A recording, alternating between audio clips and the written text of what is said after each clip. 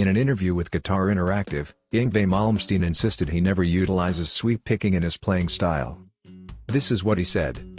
"I like to have a smooth, almost like a violin, type of effect. I don't do sweep picking, by the way. People say that plays a lick that's not sweeping, it's whatever note is up ahead.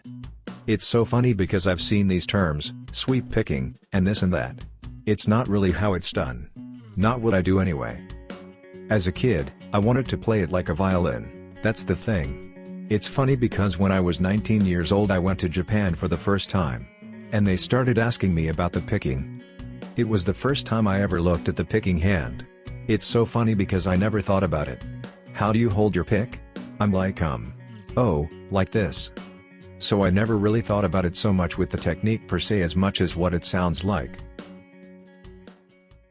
In an old interview from a 1994 Guitar World article, Yngwie Malmsteen was asked to do a blind critique of some of the bands and guitar players of the time. Yngwie gets played Metallica's song Master of Puppets. He has great things to say about the band except for the guitarist, Kirk Hammett. This is what he said. "That's Metallica, I love it. This is maybe the second or third time I've heard this song, and the first time I've heard the live version. My old drummer and keyboardist liked Metallica a lot, and they played this song around the time I was recording Odyssey, 1988. I liked it then and I like it now. Of all the bands that play this type of music, Metallica's the best. James Hetfield sings better than all the other vocalists, and Lars Ulrich is a great drummer.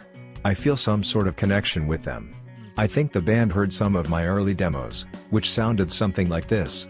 Malmsteen demos first surfaced on college radio stations in Northern California, where Metallica is based. "I'm not saying I influenced them, but maybe I did. Overall, the band has a great sound. But I think the lead guitar player, Kirk Hammett, is not very good. He can play fast and is pretty good at it. But his choice of notes and sense of pitch are very bad. I don't think that he plays with musicality, or plays in tune. Rather than lifting the song, his solo seems to be the anticlimax." Would you agree or disagree with Yngwie Malmsteen? What's your opinion on Kirk Hammett's guitar playing? Tell us in the comments section down below. Back in 2014, neoclassical guitar virtuoso Yngwie Malmsteen gave an interesting yet controversial opinion on Ibanez guitars. In an interview he was asked what it was about the Stratocaster that has kept him so devoted to it all these years. He replied saying, "Well, it's kind of the original instrument, everything else is a copy of it, you know. All the Ibanez and stuff like that's just a copy. It's like a bad copy, really. It's the same design but it's a bad copy. I'm an original, very purist kinda guy," he added. "That's why I use Marshalls, Ferraris, whatever. I like the original stuff." He also said some interesting things about Gibson guitars. "Yeah, Les Paul's nice being a piece of furniture, it's nice to look at. But it wouldn't survive 5 minutes with me on stage. What do you think about this? Are Ibanez guitars really bad copies of the original Fender Strat? And what do you think he is trying to say about Gibson? Comment your thoughts and opinions down below." Neoclassical guitar master Yngwie Malmsteen goes through his top 5 tips for guitarists. 1. Learn from the best. Just like you, I had heroes as a kid. I got the first Deep Purple album and started figuring out how to do the whole Ritchie Blackmore thing. To be honest, I got pretty damn close. And then I soon realized he already exists, so I really should do something that sounds like me. It's a really good thing to emulate someone in order to learn your trade. I actually think it's very important. But eventually, you might want to go somewhere else with it, and that's up to each and every individual. 2. Knowledge is power. You're going to laugh at this. I only play with my ears. I don't think about technique or scales or anything. I just think about what I sound like. I grew up in a very musical family and I knew how important it was to know all the theory. You might think it's boring, but you have to learn the relationships between all the scales, keys and notes in order to know what you can and can't do. Say phrygian and diminished, they're all connected. A harmonic minor is also E phrygian dominant, but you could play diminished from F sharp every 3 frets, and you'll bring that flavor. It all becomes hardwired, and you soon stop thinking about it. 3. Open every door. When you play blues, you go into a certain mode, you know. The groundwork isn't actually that hard, it's all mathematical theory.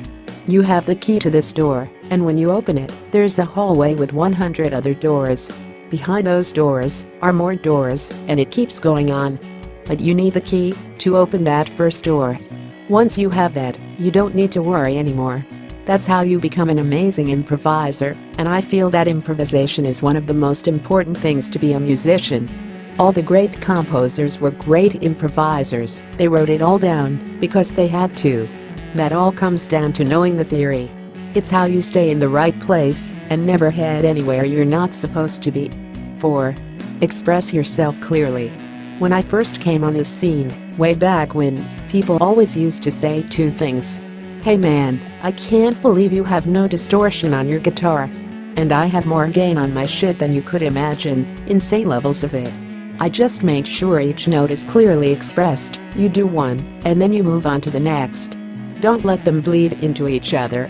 The other thing people used to say is, you pick every note. I don't pick every note. If I did that, with the amount of gain I use, it would sound crazy. But it's not all legato either, there's no real system to it.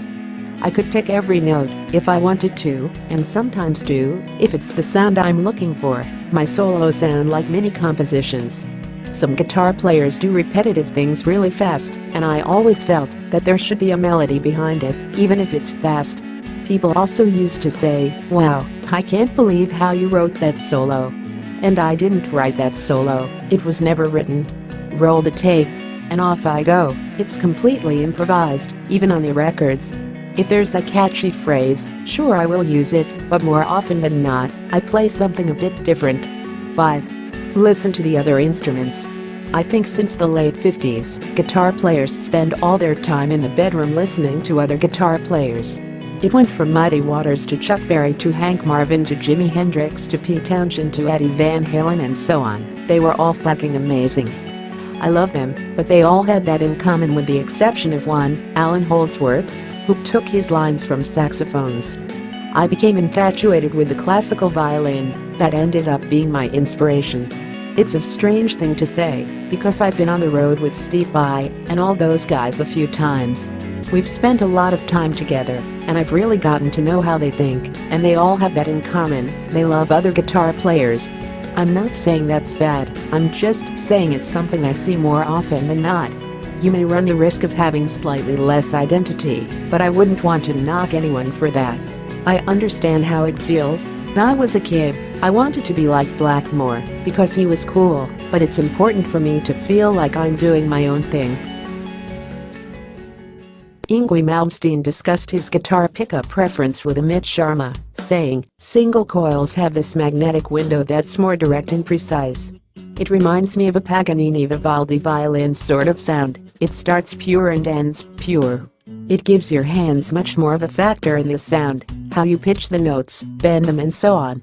If you suck, you're gonna suck real bad, and if you play well, it's going to sound really good.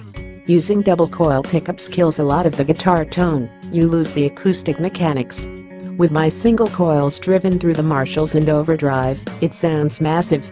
Focusing on gear in general, Yngwie noted, I've used Fender Strats with Marshalls since forever. Since I last played London, I've switched to my YJM Seymour Duncan pickups, and I also have a Fender YJM overdrive pedal, which is fairly new. It's all based on what I've loved before, nothing is new.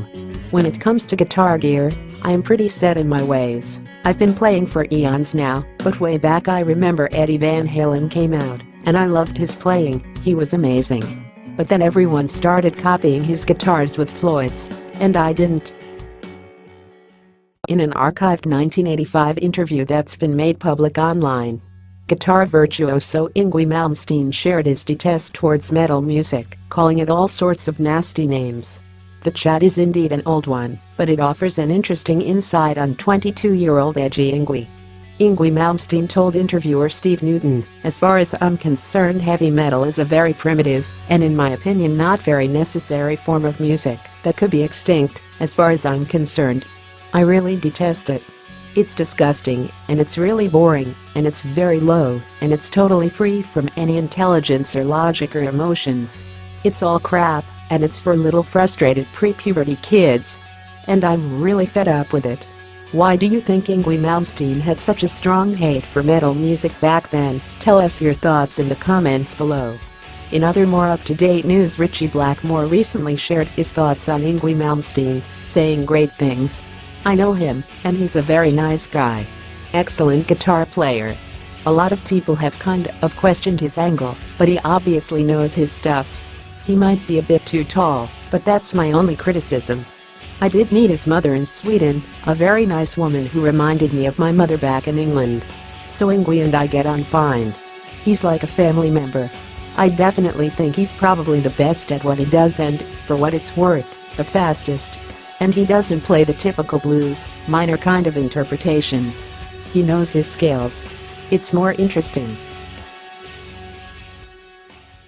Discussing the importance of rhythm guitar, Slayer guitarist Kerry King shared his thoughts on shredders, saying that their music tends to easily bore him as repetitive.